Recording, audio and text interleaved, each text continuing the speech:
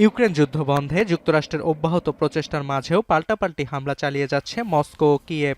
মঙ্গলবার রুশ প্রতিরক্ষা দপ্তর ইউক্রেনের ৩ শতাধিক ড্রোন সফলভাবে ভূপাতিতের দাবি জানিয়েছে। এছাড়াও যুক্তরাষ্ট্র নির্মিত ২টি হিমার্স রকেটও ধ্বংসের কথা জানিয়েছে মস্কো। বিপরীতে কিয়েভের সশস্ত্র বাহিনীর জেনারেল স্টাফ জানান, ইউক্রেনের সেনাবাহিনী কোস্ট্রেমা ও ব্লাস্টে একটি রুশ সামরিক অস্ত্রাগারে সফল হামলা চালিয়েছে। দুই দেশের ক্রমাগত হামলা পাল্টা হামলার মাঝে মঙ্গলবার প্যারিসে বৈঠকে বসে কিয়েভের ইউরোপীয় মিত্রদের জোট কোয়ালিশন অব দ্য উইলিং। আলোচনায় উঠে আসে যুদ্ধ পরবর্তী ইউক্রেনের নিরাপত্তা ইস্যুর প্রসঙ্গ।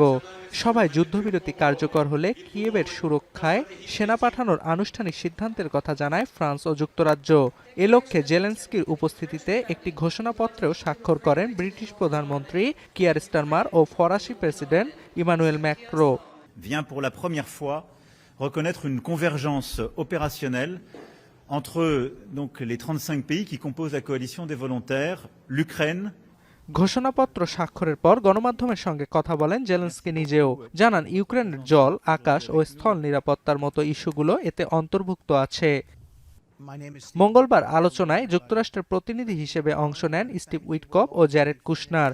যুদ্ধবিরতি ইস্যুতে রাশিয়া ও ইউরোপীয় প্রতিনিধিদের সঙ্গে চলমান আলোচনায় অগ্রগতি এসেছে বলে জানান তিনি। And we think we've made a lot of progress. We heard President Zelensky and some of the other people here talking about land options.